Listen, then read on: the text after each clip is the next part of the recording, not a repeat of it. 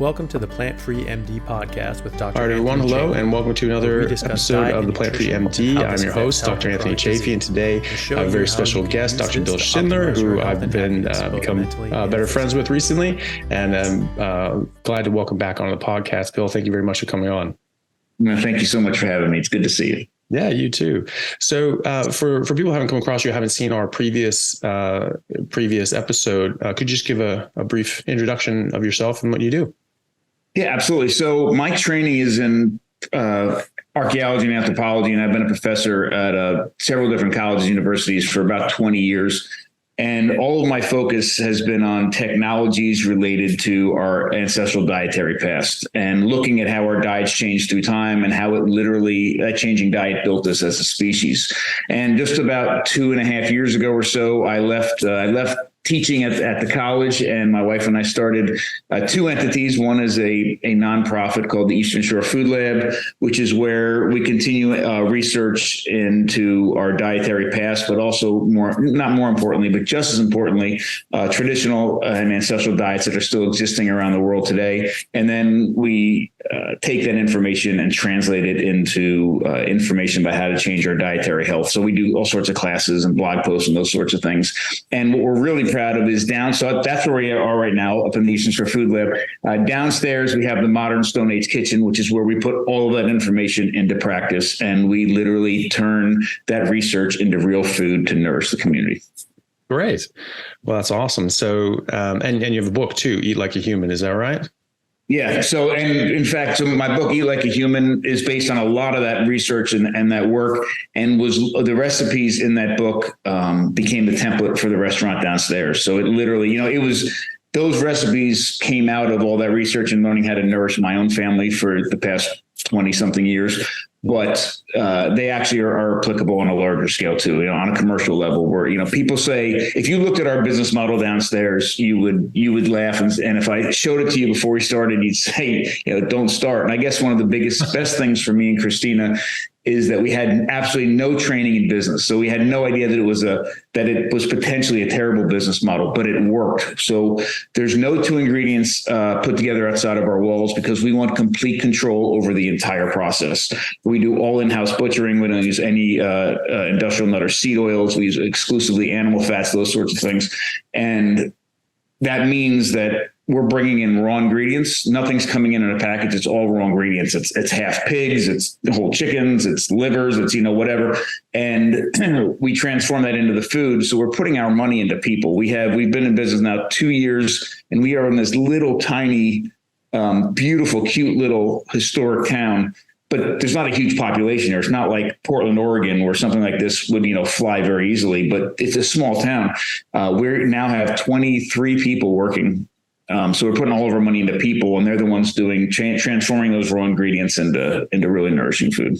Oh, that's amazing. Well, it's great to hear that things are going well. So do people come in from other towns to come in and specifically see your restaurant? Yeah, actually, we have people coming from sometimes from another country, but every week we have somebody coming from another state.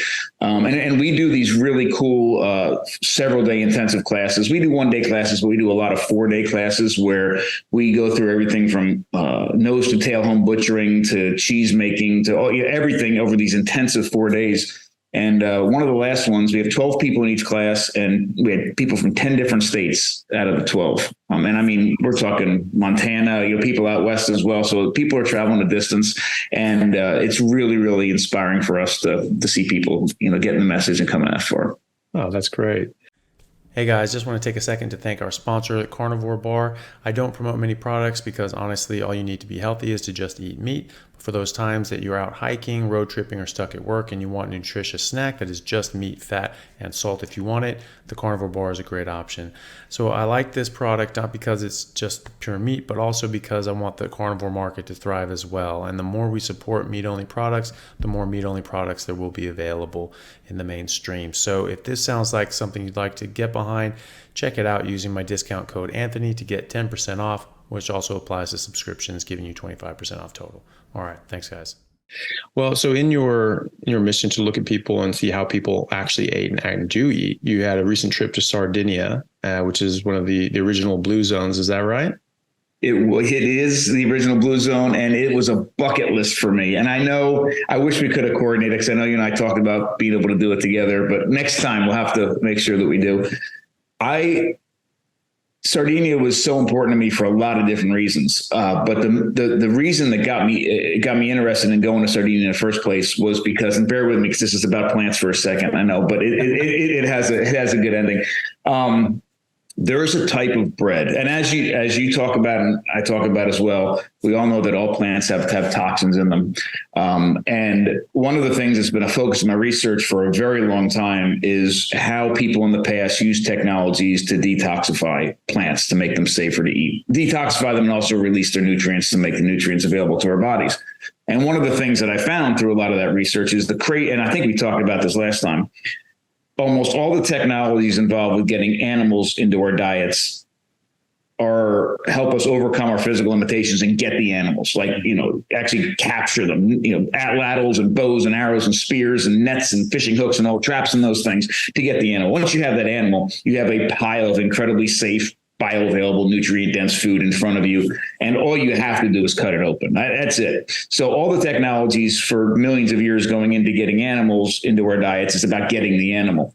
But up until the agricultural revolution, where there's a lot of technological input into growing and harvesting and plants, most of the technologies we developed over millions of years that had to do with plants was how to detoxify these plants, overcome their defense mechanisms, and just make them something we can even put in our mouths without outright, getting sick very quickly.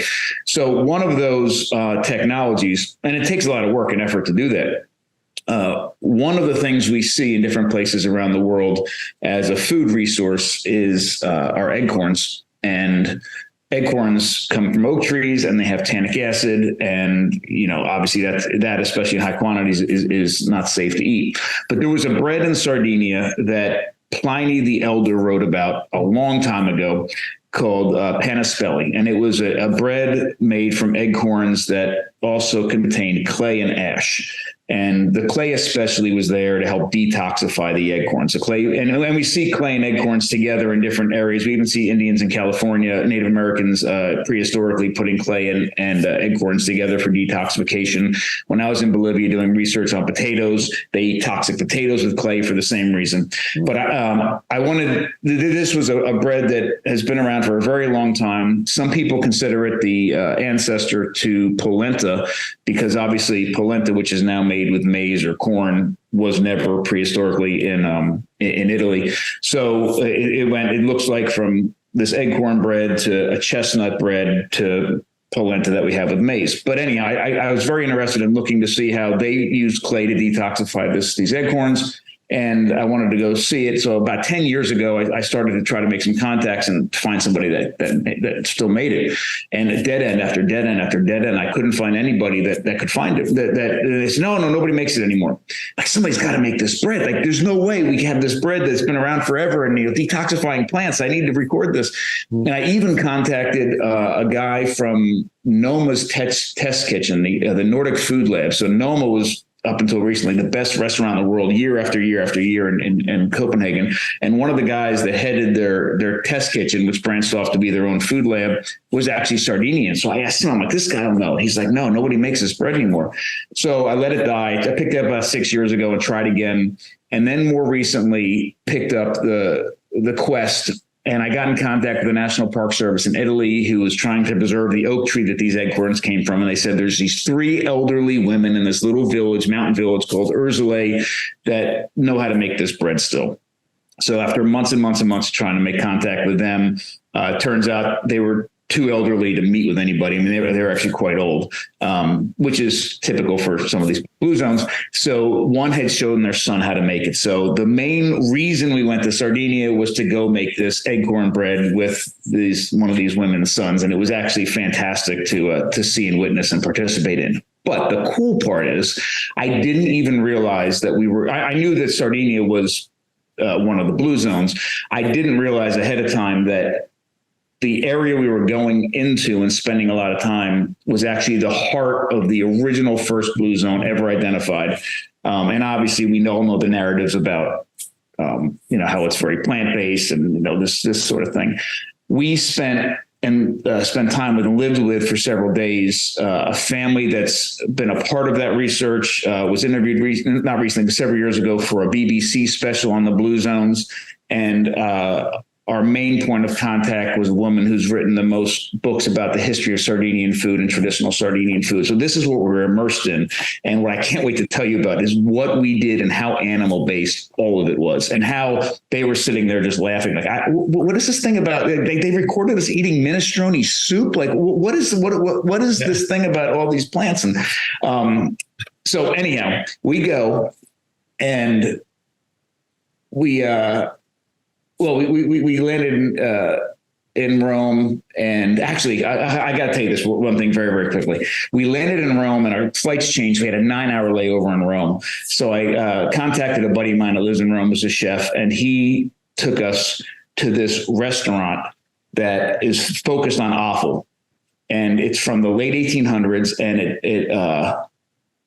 it popped up. It was a couple that was making and selling wine or something, and they realized across the street they were just about to put a huge slaughterhouse in. And they said, we're going to start a restaurant across the street from the slaughterhouse that uses all the stuff that they're not selling, like everything else.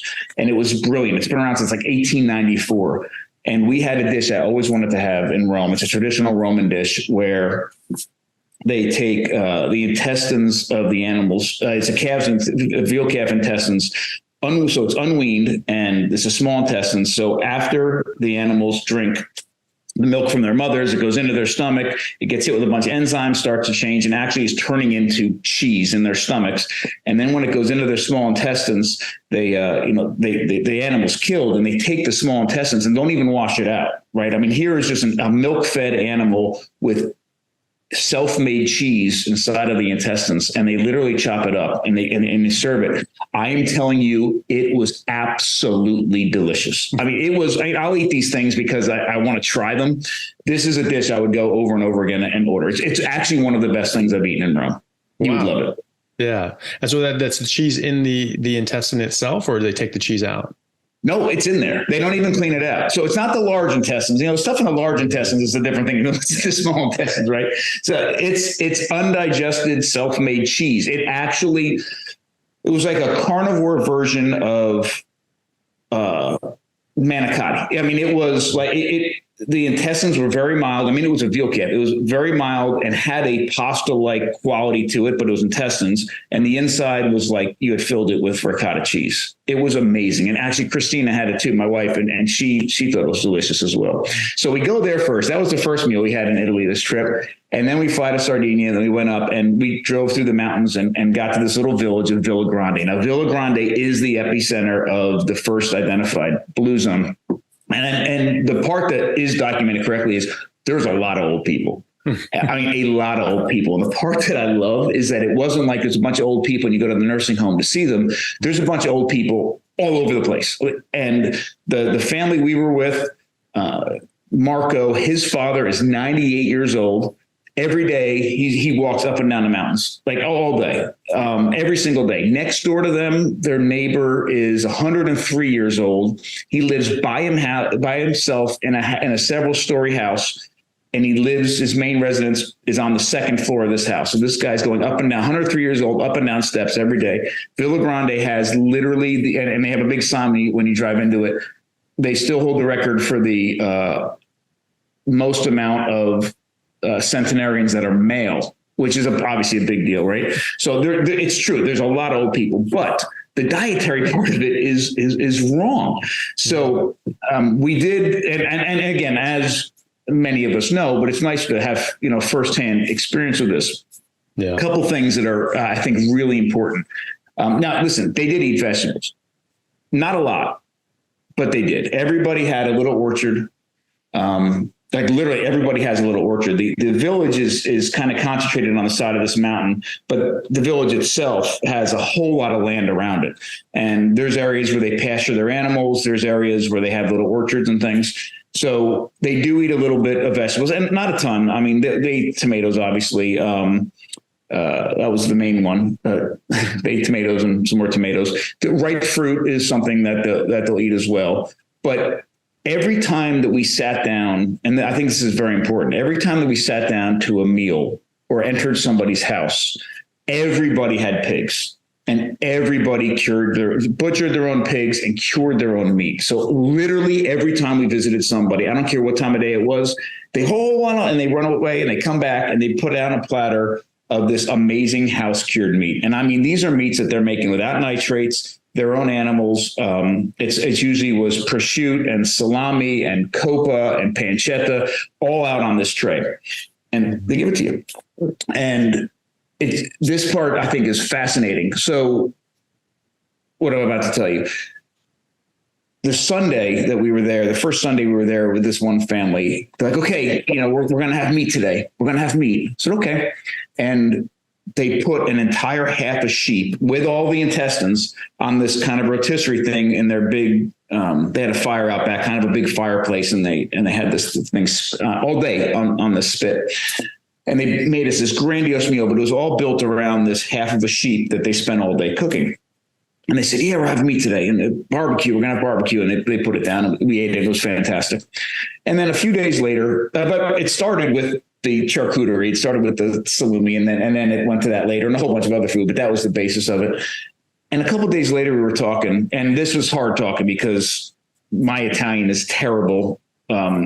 Not many people in Sardinia speak English, and in fact, Sardinian is the basic language, and Italian is, there as well. So we had translators, but everybody was amazing. And I said, what's the story with this meat thing? How often do you eat meat? No, and it's reported that you eat meat once a week. They said, yeah, we eat meat once a week.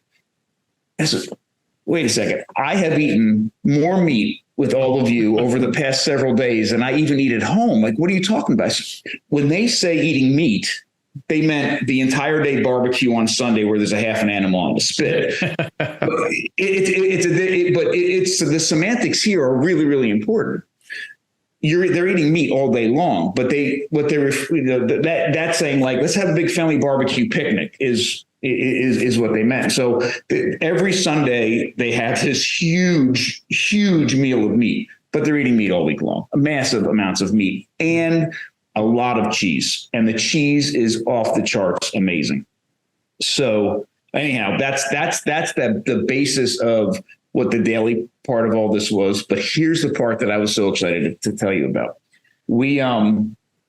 So the first reason I went, and I know it's not that exciting for you, was about the egg cornbread. But the second reason we went was to learn how to make this. This is an old version of it that it's about 10 years old that I use in my cheese making classes. This is the stomach of an unweaned goat. And they make a cheese there called Caio de Cabretto, which is the second reason we went to Sardinia. And the sole reason we were in Villa Grande.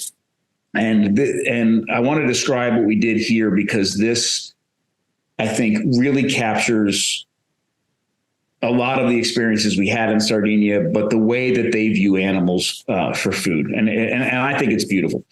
So one morning we got up and we got in the back of a truck and drove literally down this mountain for about 45 minutes, to where one of the shepherds or two of the shepherds kind of had this outpost where they keep all their other goats. And we went down there and we took a goat and we're going to make this cheese in this stomach. Now, when baby mammals, including humans, drink milk, a couple things are really important. This is how I start all my cheese making classes. When they take the milk is at body temperature because it's coming out of their mothers, and it's teeming with live bacteria. And that the beneficial bacteria that we're talking about here that are useful for this process, should be no surprise that it operates best at body temperature. I mean, this is through millions of years of evolution. This works great. So this milk is coming out already in the process of fermenting. And when baby mammals, including humans, drink this milk, it gets hit with a bunch of enzymes they make, and it breaks down the lactose and the lipids and all this, but also coagulates the milk because of these protease enzymes that denature the proteins. And the reason that it happens is so that it slows down this liquid in our digestive tract to give it enough time to ferment longer, break down, and also the nutrients to get absorbed through our small intestines. This happens for all mammals. And for all mammals, when we get weaned off of our mothers, we start to lose that ability to digest that milk in the same way. So one of the things about the cheese making process is the cheese making process replicates that same digestive process, but does it outside of our bodies for us, all of those pieces. So real cheese is made with fermenting dairy. Cheese, almost all cheeses are made because we add that protease enzyme back in that comes from the stomach of these animals in order to coagulate it and create curds and whey and do all this. So with that said, the most rudimentary form of cheese making, and this is the other reason we went, is to take a baby goat, and bear with me for some people listening, but you take a baby goat and you bring it to bring it to its mother and have it drink and fill its stomach with milk. And then you take the goat and you have to kill the goat, but then you take the stomach out and literally hang it up. 15 days later, you have cheese inside the stomach. That's it. That's all you have to do. It happens on its own. So the milk is already fermenting. So that part's happening. The enzyme, because that animal's unweaned, is already in the stomach. It coagulates it. Some people open the stomach first and strain the milk real quick, because one thing that happens when the babies are drinking from their mothers, especially goats, they get a lot of hair in so there's hair in the cheese. Supposedly some people like the cheese with the hair, some people don't. But anyhow, all you have to do is hang this up. And 15 days later, you have cheese. And we tried it. Well, we made it, and then we had some that was already 15 days done, and it was quite strong. But the most impressive part was after they took this stomach out and hung it up, they took the gallbladder and gave it, just kind of threw it over to, into the woods. And we ate every part of this goat except for the gallbladder. We ended up eating the stomach later. But what happened next was one of the most beautiful uses of an animal I've ever seen. So the animal was skinned. All the rest of the guts, except for the kidneys, came out. So you had the heart, the liver, the spleen, the lungs, all got put over here. And the caul fat, which is around the organ, that gets put over here. Then the animal was cut in half. The head was taken off, animals cut in half, and they had two huge sword-like skewers, the same kind of skewers that they cooked that sheep on a couple of days earlier. And this half of the goat and the two halves got put on the skewer, and the head was split open like this, and the skewer went in one eye, across the back, and out the other eye. So on one skewer, you had two halves of the goat and the head, and it's rotating around this fire they built on the ground. And then this was the really, really, really cool thing. They took another skewer, and they had taken all the organs and they chopped them up into pieces, chunks about this big, and they alternated them on the skewer. So they had a piece of heart, a piece of liver, a piece of lung, a piece of spleen. They took a little a little bit of pancetta, which is cured but unsmoked Italian bacon, then a piece of that, and then they alternated it. So this entire skewer was filled with all the organs. And then they took the caul fat, which is that the part that sits around the outside of the organs and is full of all the veins of fat. They wrapped that around the outside of it, and then they took the small intestines, which again they didn't wash either because it was just from an unweaned animal. Small intestines got wrapped around it to hold everything together, and then the large intestines, which they did do a quick rinse on, wrapped around it, and that sat on the other side of the fire and rotated. And it was amazing. It was amazing. This thing cooked for about 4 hours, and then we brought it in, had this huge feast. And the one thing that with all the organs on the one side of the fire got taken off like a kebab, cut into pieces. The outside was crisp. It was absolutely delicious, and truly every part of that animal was consumed on the spot, and nothing went to waste. Yeah. Oh, that's amazing. Yeah. So that is the heart of what we saw. So we did a bunch of other traveling, a bunch of other work, but the meat, offal, whole animal approach, and the cheese that these shepherds were making literally on a daily basis was the mainstay of what we saw as their diet. Now, did they eat vegetables? Yes. but they looked at fruit the way that I look at fruit. If you're going to have fruit, it's a dessert, right? It's not a thing you should be eating all the time. So it was a dessert, and it was fresh fruit from their orchards. A little bit of vegetables. Yes, they absolutely had vegetables. They cured olives. They did a few things like that, but it wasn't the picture that we have of these blue zones, because of the way they're being depicted to us, was absolutely not what we experienced. Yeah, absolutely. And obviously, very wholesome, homemade sort of food. This was processed garbage and industrial made, things. Oh, it's plant-based. Well, what does plant-based mean? Right. Plant-based in Sardinia is very different from plant-based, Kellogg's frosted cornflakes.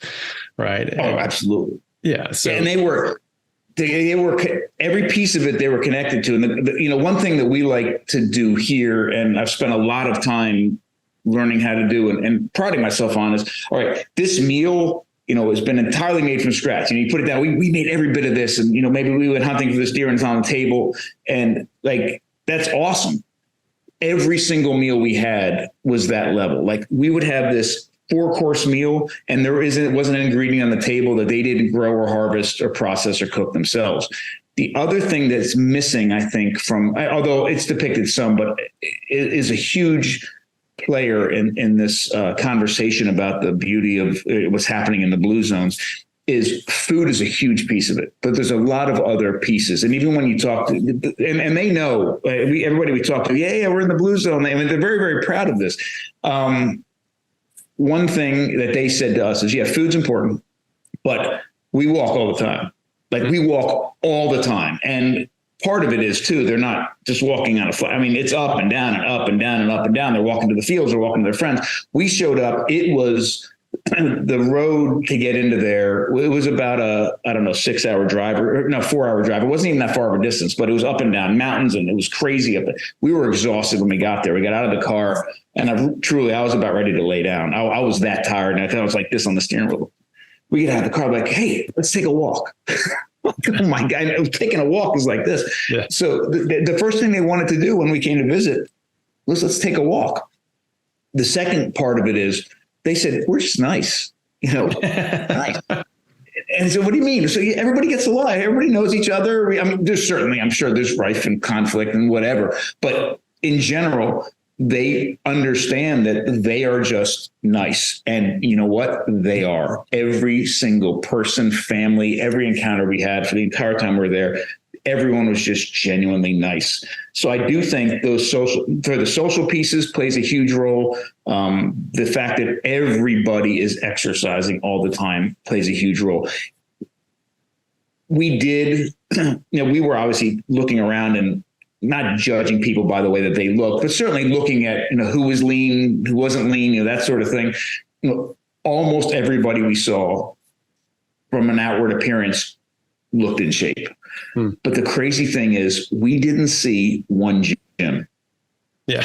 Like, we didn't see any gym. People were just always moving. They were living, they were doing their thing, and they were just, they were working in the field, not working in the field. They were tending their animals. They were doing this. They're walking over here. They're building this. They're always moving.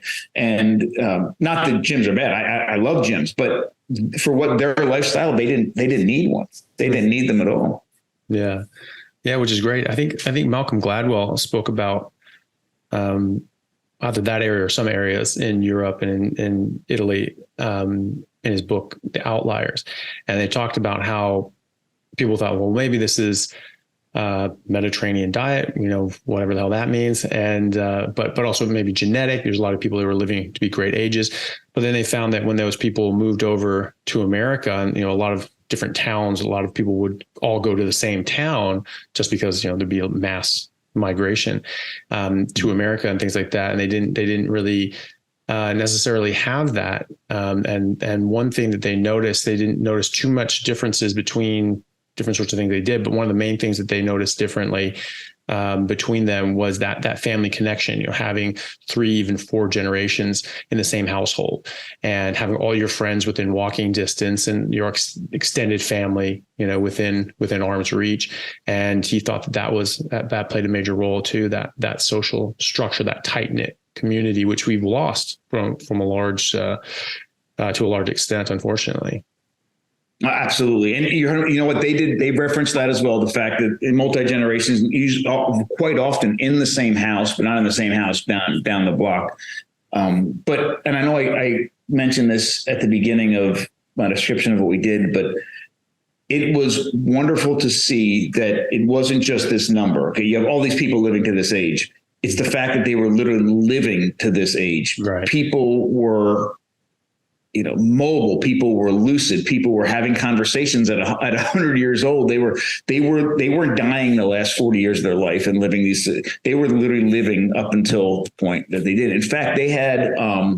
It was really, really cool. They had a wall with people's faces painted on it and dates. Like, they respect and honor the elderly in the community. This was especially in Villa Grande, and they.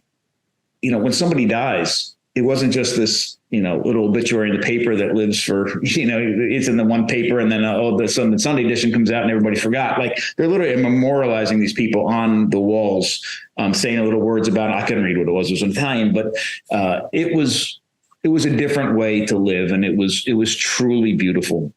And I also spoke to a friend of mine who knows Greece really well, and he says that the same thing we did with that goat is a very common thing happening in parts of Greece. And, all these places where you have these people living to these ages, I think we really need to dive in with open eyes to see truly what they're eating and how they're eating it, how they're preparing it. Yeah, definitely. Well, speaking of which, looking on your social media, saw a lot of great videos and different, pictures from your trip there, which were great, and that people should check out. One in particular that caught my eye and caught everyone's eye was the maggot cheese. Is there something about that? What in God's name was that about? So this is insane because it's called the Guinness Book of World Records. Labeled it the most dangerous cheese in the world, I think in like 96 or something. It's a cheese called Casu. It's a pecorino. It's a sheep's milk cheese.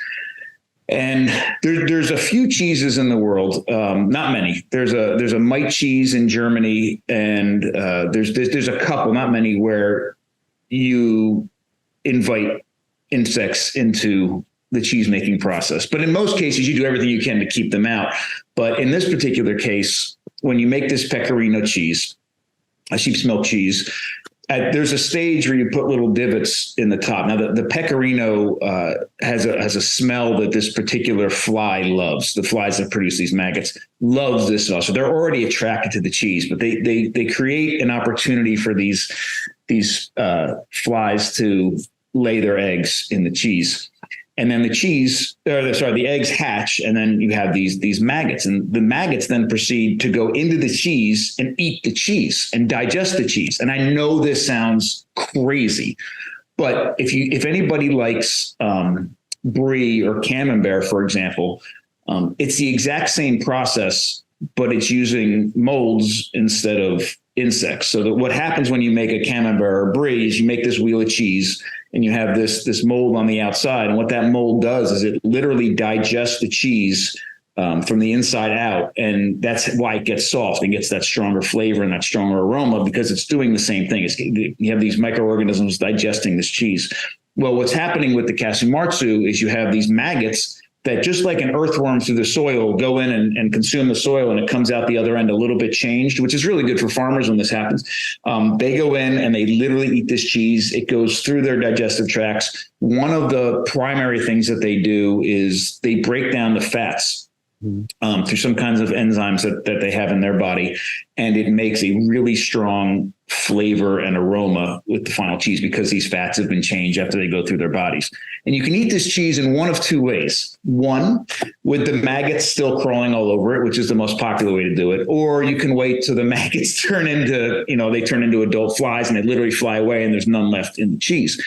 But I do understand that it is one of the benefits of eating the cheese when it's still covered in maggots is the presence of those live maggots on the cheese is an indicator of the quality and the safety of the cheese itself. Like, if the maggots were dead, the maggots eat that cheese and are sick or dying or slow or whatever, then you know something's wrong with the cheese.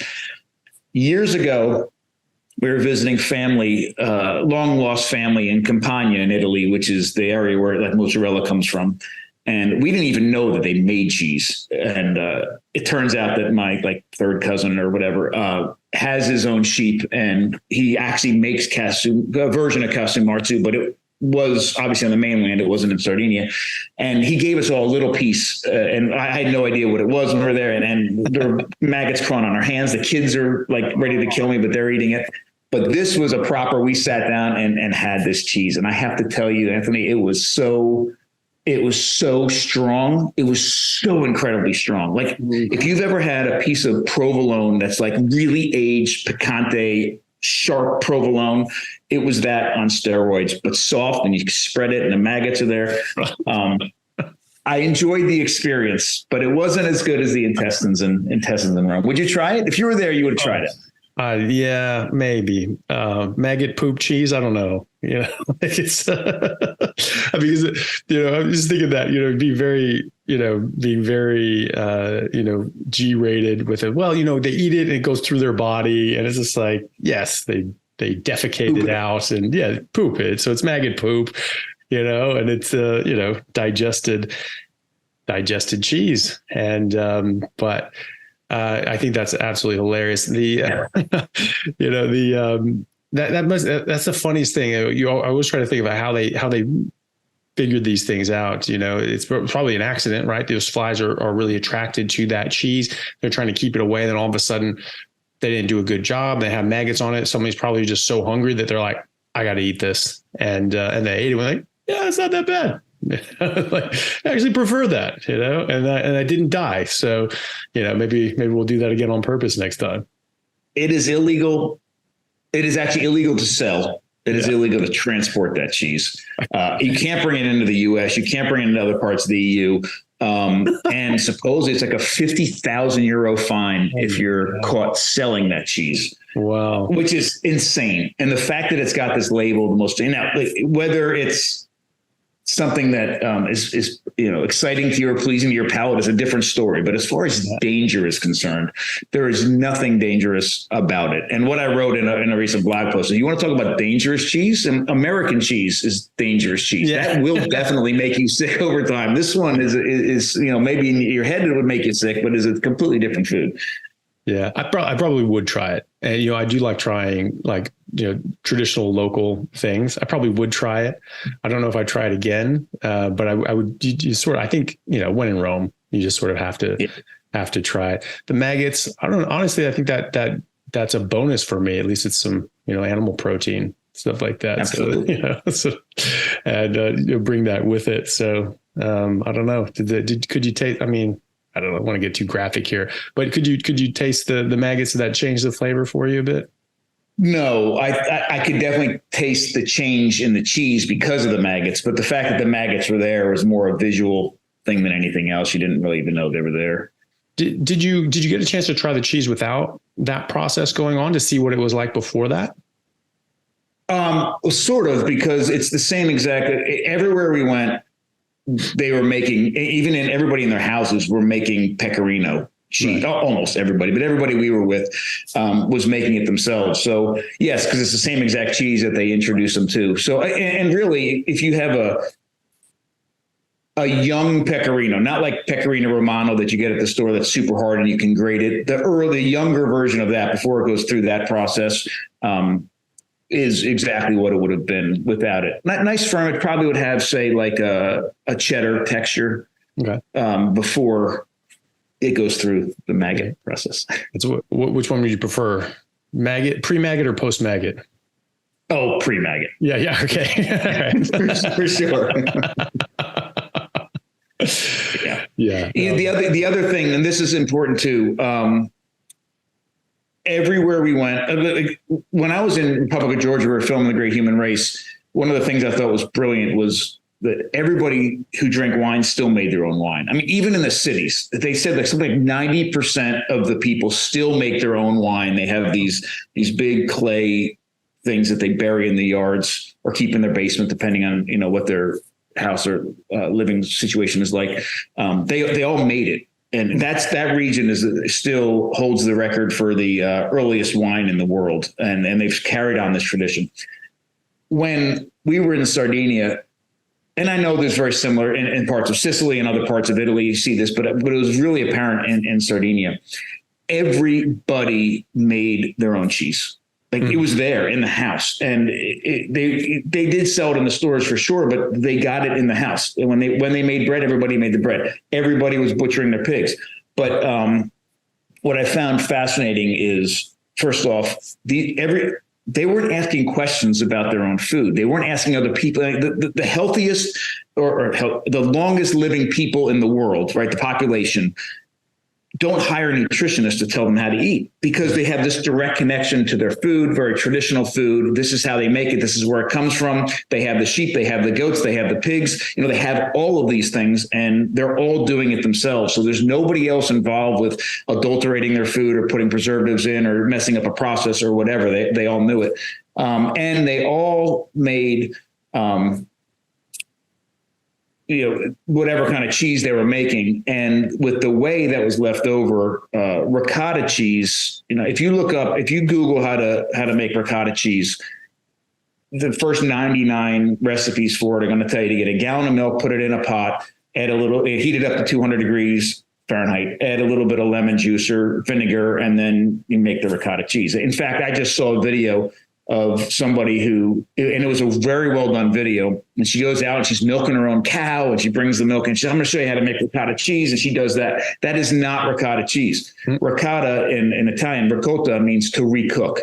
So when you make ricotta cheese, you make cheese, you take the pecorino or whatever, you take the cheese, whatever, put it over here. And what's left is the whey, and it's still full of whey proteins. And that's what you heat up. And ricotta cheese is literally nothing but whey protein, just about.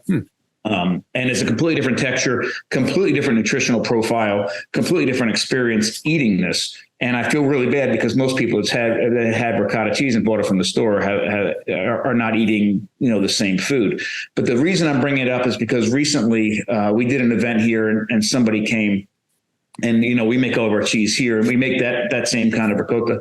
And one of the women there said, I haven't had cheese in 10 years. And I said, why not? She says, I'm allergic to cheese. I said, are you allergic or you're lactose intolerant? She goes, no, I'm allergic. And if you're allergic, it's usually to a protein. And I said, what are you allergic to? She said, the casein. And milk has casein and whey proteins in it. And the casein's taken out when you make most cheeses. So she hasn't had cheese because almost all cheese has casein in it. And I said, well, you can have a ricotta. And she said, well, no, I can't. I said, no, real ricotta doesn't have casein in it. It only has the whey proteins. And it was the first time she's had cheese in like 10 years, which I thought was wonderful. Nice. Yeah. So you made it for her the proper way in your kitchen. Yeah, we make it anyhow every week. So we had it already, but we offered it to her, and she got to have it. Oh, that's really good. And she didn't die. So it's even better. That's good. That's even better. Yeah, absolutely.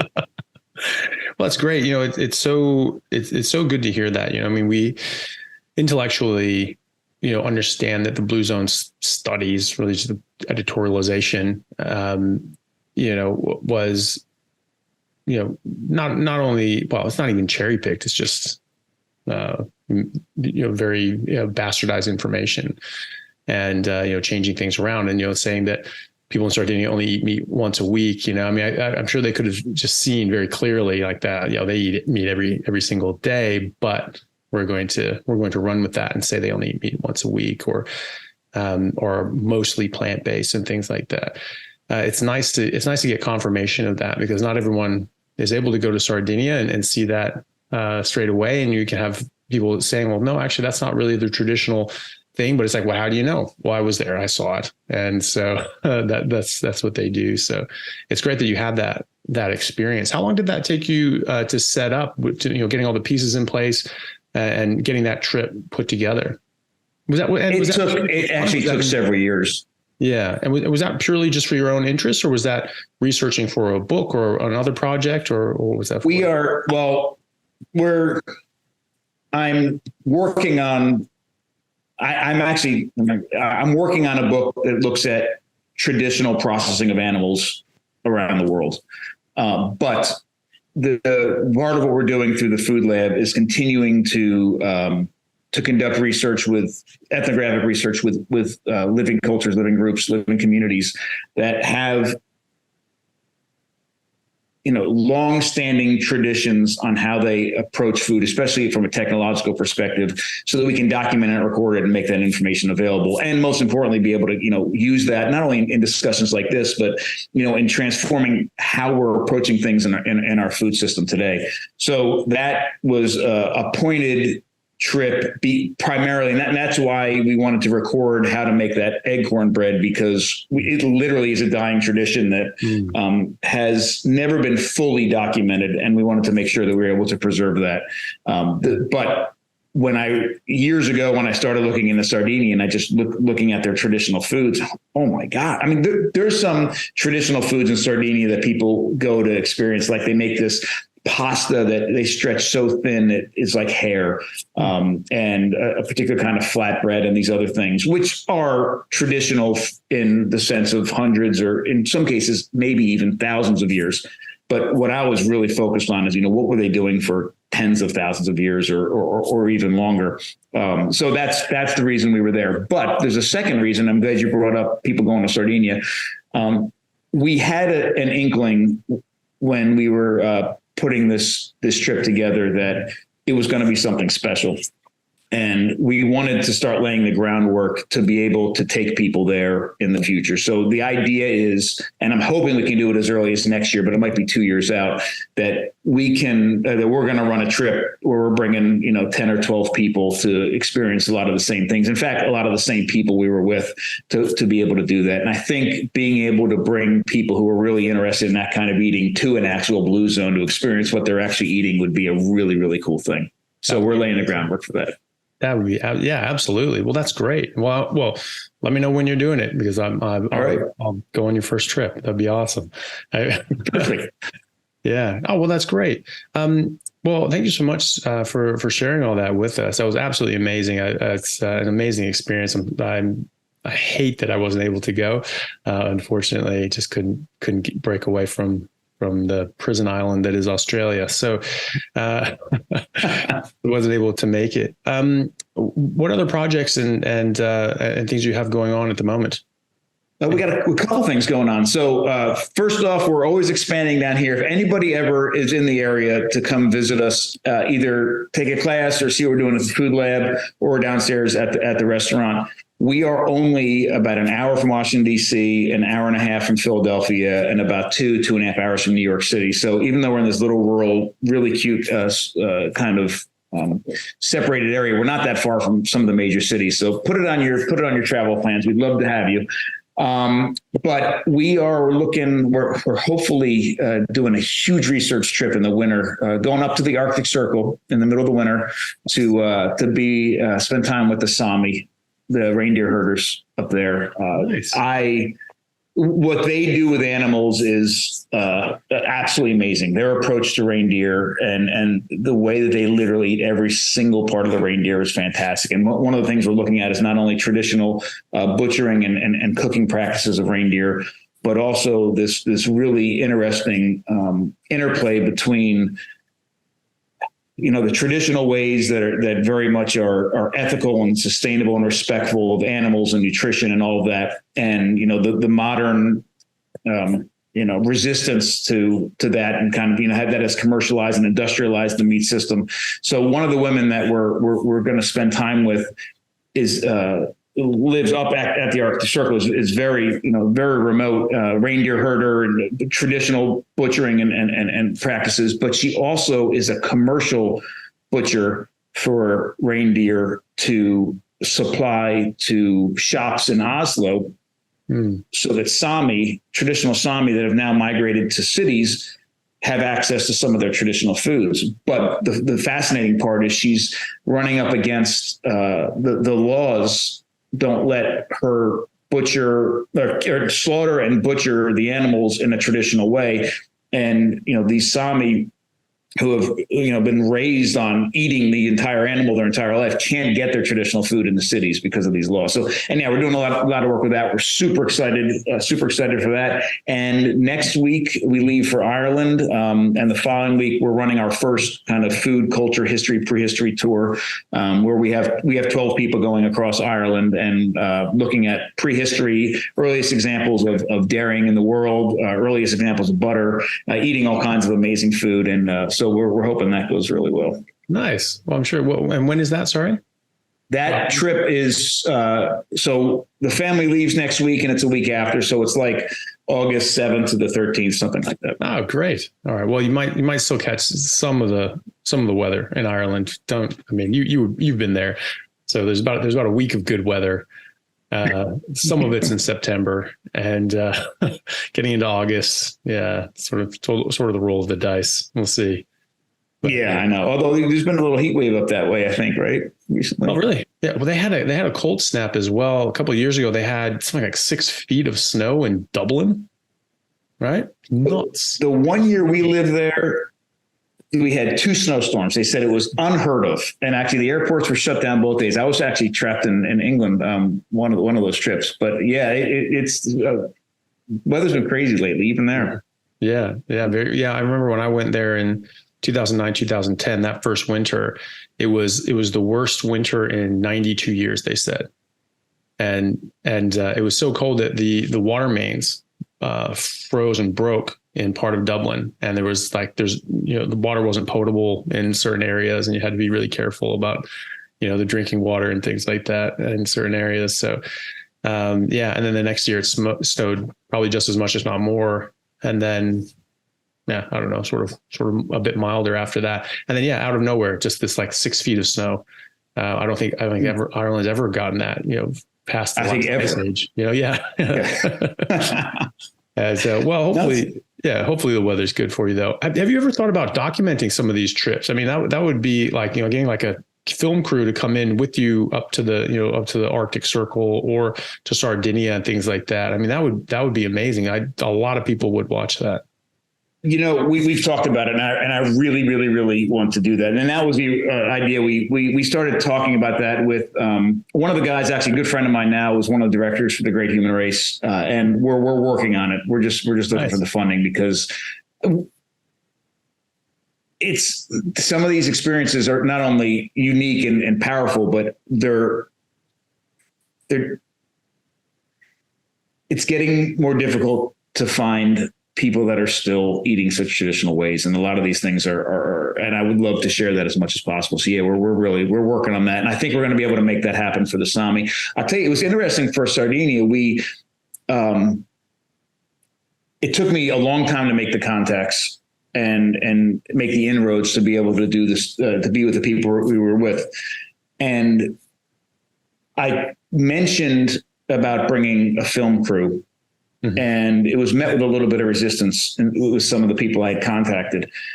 And look, they knew nothing about me. They had no idea what my intentions were. They had no idea if, what I was going in to do. And I think in some cases they had probably some bad experiences with film crews and their messages getting kind of bastardized when it was sent out. So it was a little bit of resistance, and I backed off and I said, look, I'd rather make sure I got in there and got the genuine experience than film something that was of a lesser level. And it turned out, but I was a little bit nervous, to be honest, just because I had a little bit of that resistance. Like, what is my experience and my family's experience going to be like when we get here? And everybody, as soon as they realized that we were there to learn from them and champion, their what they were doing, everything wide open, completely opened up. So there is that little bit of that balancing act of, going in there, and what does bringing a film crew prevent happening experiences wise, versus what can it document? But the contacts that were made with the Sami, I think that was part of the original idea. So I'm really hoping we could bring a film crew with us for sure. Yeah. Yeah. Well, that'd be great. And, you do have the inroads now. So maybe something for the future. Maybe that can be a 6-part Netflix series on traditional ways of living going forward, awesome. Which would be pretty badass. And also, like, I totally agree, like documenting and thoroughly and thoroughly documenting those traditional ways of, making the acorn bread, doing these different sorts of things that are going to be lost otherwise. You're just 3 old women that know how to make this acorn bread, right? You need to preserve that. I think that's important, even though I'm not going to eat the bread. I think it's important to preserve like that technique and that art craft. So, good on you. And hopefully we'll see that on air one day.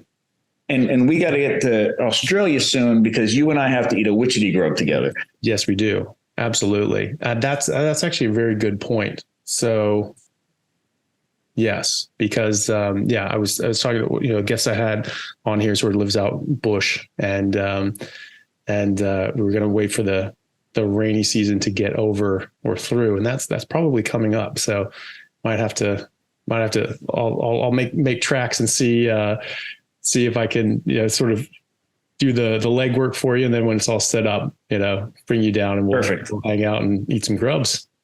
And sounds good. And take out some kangaroos. And that was another thing. That's the guy I mentioned before that chases down animals, hunts them by running them down. It's pretty amazing. He says that. Oh, this is who you're talking about when I saw. Yeah. So that you just chases them down. He said they all sort of just give up after about a kilometer. They're just like, nope, that's it. And he just and sometimes he does like catch and release endurance hunting, just chase them down, catch them, hold them, be like, all right, there you go. And other times he does actually eat them, but he does it sometimes just for sport as well. So that'd be interesting. So I'll have to check that out and let you know how it goes. Absolutely. Yeah, great. All right. Well, Bill, it's been absolutely great to see you again. It's wonderful to hear about your trip to Sardinia and the actual story about the blue zones. Where can people get a hold of you and find your stuff? Awesome. So we can, anything related to my research or teaching and all that, you can find at eatlikeahuman.com. And I'm on Instagram at Dr Bill Schindler. So at Dr Bill Schindler.